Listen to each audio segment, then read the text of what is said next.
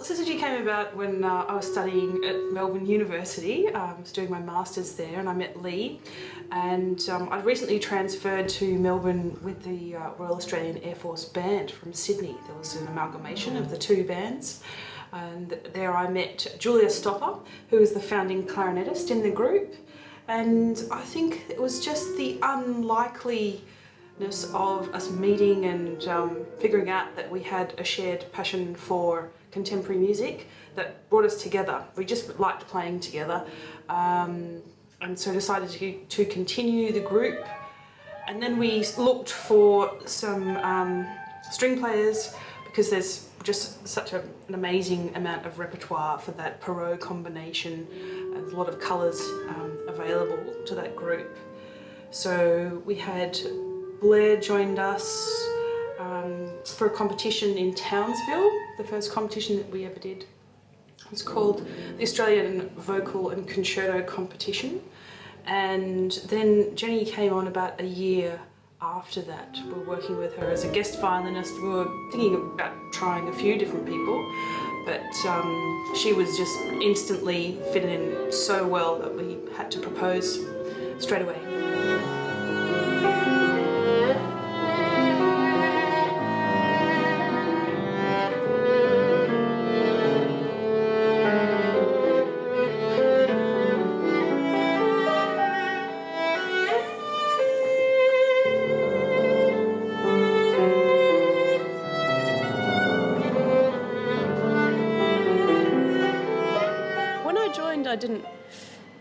I hadn't really done a lot of contemporary music. I'd played a lot of chamber music and kind of string quartets and more traditional ensembles like piano quintets and things like that at the Queensland Conservatorium.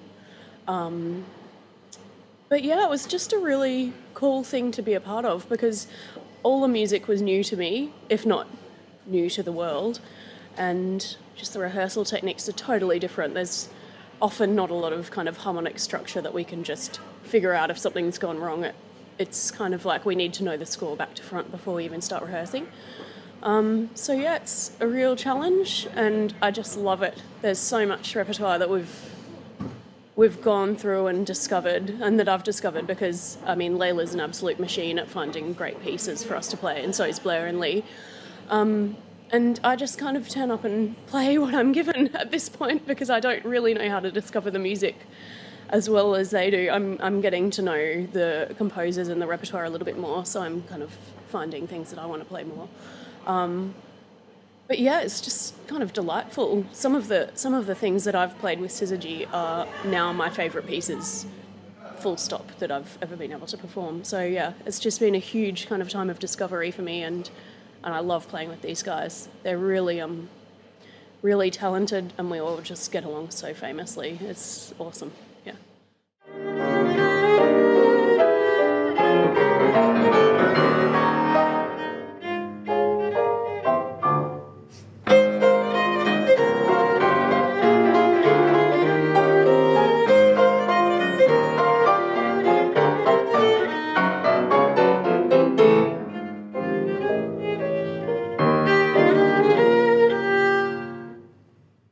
First met when I was doing the Master of Music degree at Melbourne University, and the first time I ever played with Lee, I was just blown away by his seemingly psychic powers.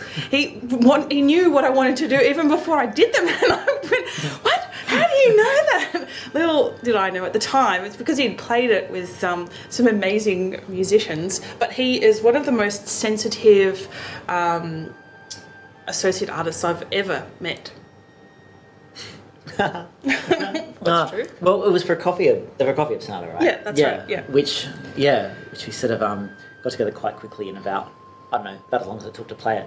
But the thing is, like, Layla also, I was sort of struck by how incredibly well, she was able to lead, and how, like, every movement that she did while she was playing the flute, transferred into sound. So in that respect, it was very easy, I think, for us to make music together, and we tended to agree on pretty much every musical decision, which also helped. So then, shortly after that was when you were doing your final recital for masters. Yeah. And so and so of course that's just not a matter of just slapping something together in an hour, but that requires, you know, weeks of solid rehearsals, an 80-minute program or a 90-minute program or something like that. But I think another thing that stands out about Lee in particular is he's incredibly open-minded when it comes to music, and I really wanted to take this sort of this death theme I was obsessed with at the time, and we were playing a piece, an Australian piece by Matthew Heinsohn called Death Stench that involved clarinet, and that's when Julia joined us, had effects pedals and all this stuff, but it was so physical for the piano. I think a lot of other pianists would probably have said no. And I really remember one particular rehearsal, Lee had a terrible day. He'd lost his music and like almost missed his flight back from Adelaide, and came to the rehearsal and he had to do all these things. He was running his hands down the piano, and I could see him quietly holding them when we were resting because they were so sore. But he didn't say anything. And then I knew he was a keeper. And I also remember at the time, like, because I'd played with Layla before, and I knew that, you know, she could pretty much play anything you put in front of her. And I saw this clarinet part that was in the score, and we'd never met, or I had never met Julia by this stage. And Layla just said, "Yeah, I'm getting someone that I work with to play the clarinet part." And I was looking at this clarinet part and thinking, they're going to have to be amazing. Like, and also because I'd had this terrible day, I was in a horribly cynical mood. I was like, and I'm gonna meet someone that I've never met before, and I'm gonna be nice to them. And I was just like, and then Julia just sort of busted out this part. And then I was holding my hands, and you guys were like, "Oh, you okay?" And then I don't know. There was a whole lot of stuff going on, relationship troubles, like everything. And so that night, just straight after the rehearsal, we just all headed down to the pub and got sort of a bottle of red wine, and that solidified the relationship almost as much as anything, because, you know, not only could we play well together, but we actually liked each other as people, and that makes a huge difference too, because then immediately from the get-go there's honesty, and I think, you know, that also contributes to making a good group. And I think when we were on the lookout for string players like sort of Blair and Jenny later, I mean, apart from the fact that they just, you know, shred everything and are fantastic, you're also looking for those qualities, like those same qualities of sort of having a bit of a sixth sense when it comes to being a chamber musician, those qualities of open-mindedness, but also just those qualities of absolute honesty, where you can tell someone that you think they're not quite in tune or not quite in time, and that person's not going to get huffy or take it personally, or, you know, it's all contributing to the greater good of just getting these pieces well. And I mean, I think finding Blair and Jenny and having them being so like-minded was also just such a find for us. We're so lucky, I think.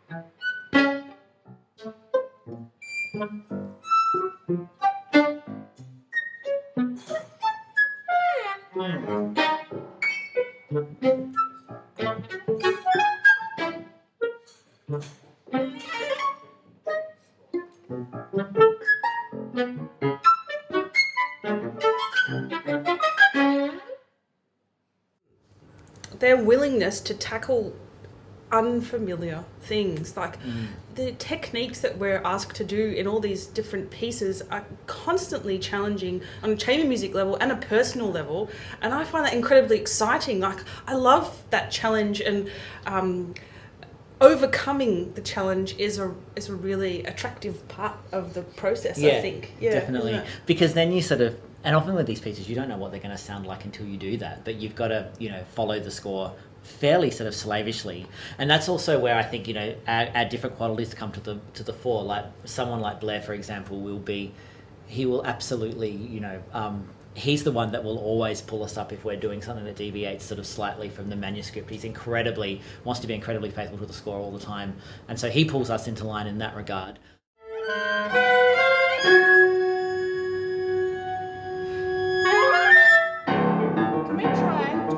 Can we try from the 6/8 section? Because I've never ever heard the fourth quaver of the 5/8 bars until today. And the bass, never heard it. Fourth quaver? Yeah. Wow. I do have got it, the bump, bump. Yeah. It's so much easier to play. Working in Syzygy Ensemble for me is a really fun part of my life. We're a group of 5 friends who just have a ball playing music together, and it happens to come out in this format of contemporary and 20th century music. I like to treat it the same way as I would treat a work of Beethoven, a work of Brahms, Mozart, etc., with the same attention to detail that one would have to produce in order to present a work to the public that was known to the public. And I think that's really important inside contemporary music as well. And I think we, as an ensemble, all share that particular passion for trying to communicate something that is new and fresh to an audience. That's really important for the Australian art scene, of course the international art scene as well. We like to perform a large amount of Australian repertoire too, and emerging composers is always a very important part of our life, going down the path of extending and broadening the classical music industry in Australia.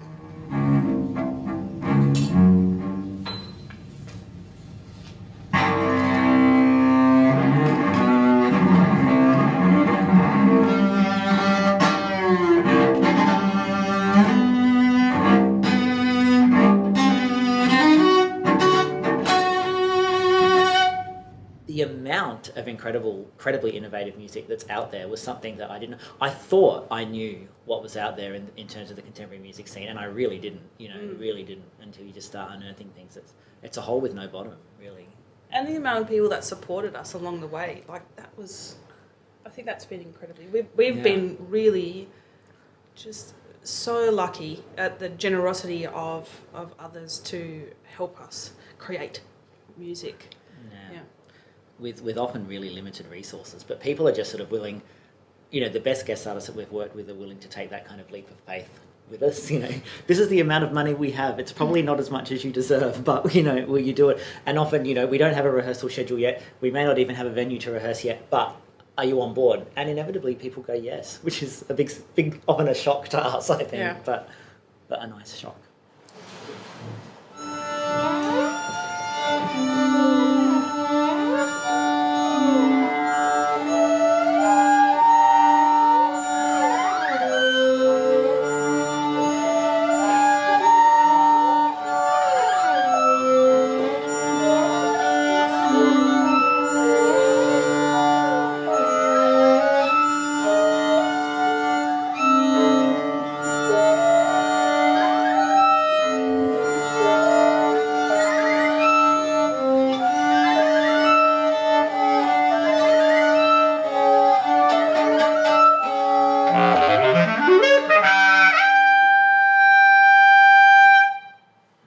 So it's been a real adventure for me to start with Syzygy because these guys are really, truly experienced at it, and I've found it really enjoyable and really love the music.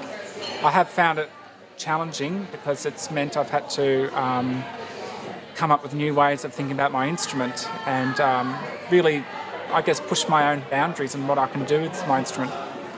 Yeah, so much of playing clarinet is, I don't know, it's when you go through uni there are certain sort of structures that you tend to follow unless you're particularly keen and inspired, and I guess it's taken a little while for me to get inspired to play contemporary music because they take the music so seriously and put a lot of thought into it, every aspect of it, but also the energy that they put into just running the group. It takes a lot of work to have rehearsals, but to also organise gigs and to tour and to find funding. And I know that that it just takes a lot of time and a lot of effort, and they are prepared to put in. And the other thing about these people, these wonderful people in Syzygy, is that they are doing millions of other things and have day jobs as well, and other millions of other musical activities. So it's really quite inspiring to see how much they give to it.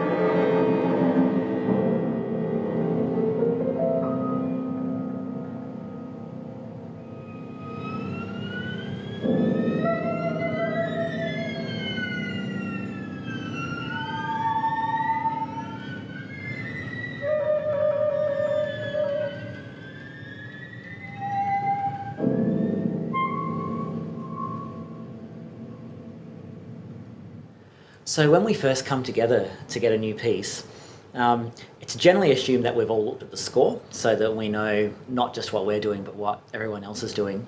And it's funny that over the years we've sort of all come into sort of unspoken roles in terms of what's happened and what our various, I guess, roles are to play in how we explore it. So Jenny out the front on violin will be sort of leading the piece, often sort of gesturally and also, you know, often with lots of good ideas. Blair tends to have a copy of the score down next to his chair that he's sort of following along, and he's a little bit of a score Nazi, which is good. He's the kind of the guy who'll be the first to notice when some triplets are not aligned or whether we're playing mezzo staccato instead of staccato. His aim is to get the score as sort of, I guess, as text a realization as possible. So we sort of really appreciate that. I'm in the back, and because I generally have most of the other parts on me, I'm sort of I'm checking for decent vertical alignment of parts, and that's sort of a fairly big thing, and often sort of having to lead. I can't really lead by gesture because everyone's got their backs to me, but you know, trying to lead if I've got something that's highly rhythmic or highly prominent, sort of trying to lead through rhythmic gestures and so forth. And Layla and Robin are probably the two guys who are more sort of, they're working as a team and as a pair to ensure that the woodwind blend, the sound and the tuning sort of works, and that they sort of, I guess, they know how their parts are interacting with each other. And that's something that, I mean, string players do this in some ways a bit more naturally, because the mechanism to make their sounds is the same. It's a bow scraping across a string all the time. But something that we find in the group is that the blending of the two woodwind instruments is sometimes, I won't say it's problematic, but it's potentially a bit more fraught. You know, people just sort of presume, well, a flute and a clarinet are two wind instruments, they'll blend the way strings do. But of course, you know, a flute is just simply air being blown over an aperture. A clarinet's got a reed, got a mouthpiece, there's a whole other sort of set of things. And to make them sound like one instrument is altogether a bigger challenge.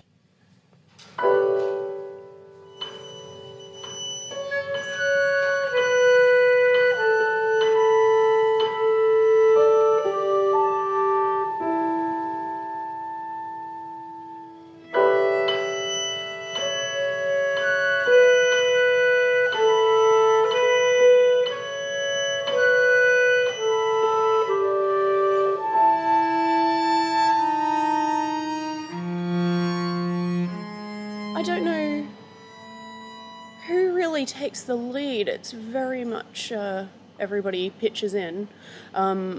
We all kind of have ideas about intonation and rhythm, and, you know, somebody thinks triplets are rushing, so they'll stop and say this is rushing. But I think physically I try and conduct with my violin, because that's kind of naturally what I do. But we all very, very much kind of bounce off each other.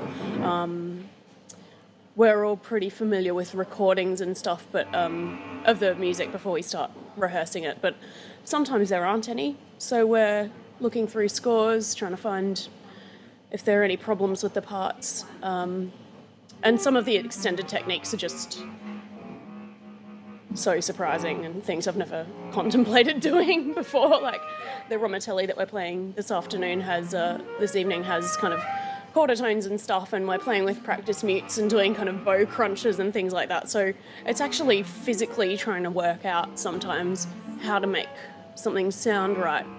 When we get a new piece of chamber music for our ensemble, we slowly dissect the work as a unit. We try as a whole to explore all the different colours, textures inside the work, with many, many mistakes along the way, trial and error.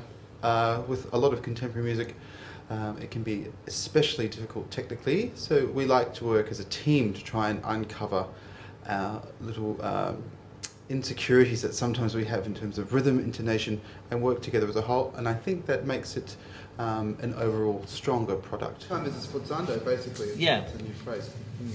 Yeah. I think we just... Do you know, Every time there's something like quavers in a row, it just tends to move. Like it just... I think it all stemmed from when we had to sync it with the film and we were paranoid about think going so. over. Yeah. But now we've got It just gets so all the hot space we because need. Yeah. the music itself, it gets faster. That's right, So, exactly. Tempo check. We tend to start at the right tempo. We just rush, yeah. Everything in the morning is so much more efficient, isn't it?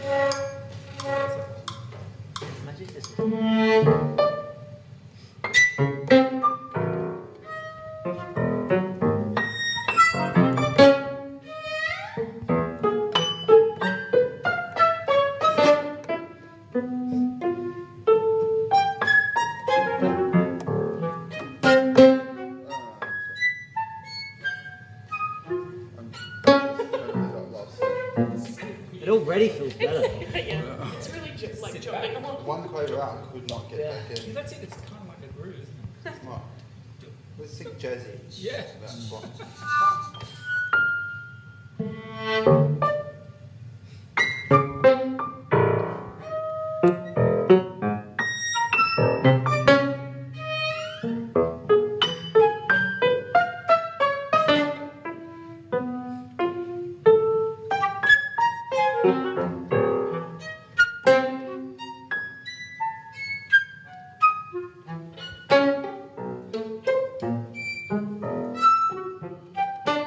It's been pointed out to me a few times that I'm a problem creator.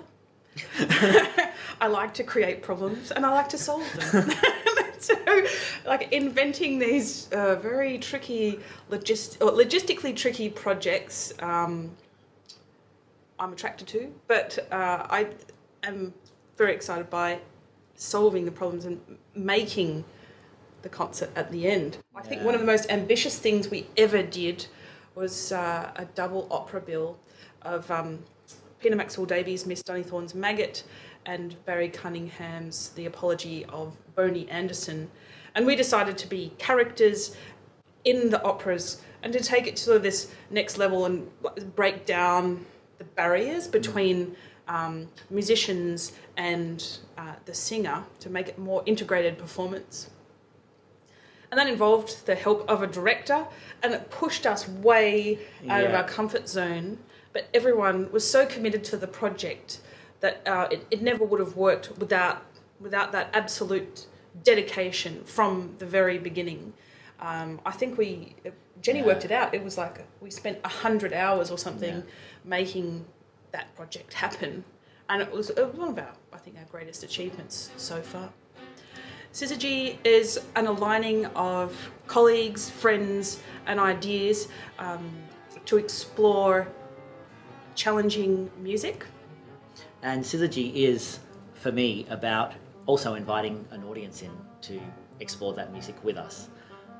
It's about sort of, I guess, breaking down that sort of illusory fourth wall between us and an audience and getting them to experience the music the way we experience, and hopefully getting them as excited about it as what we are.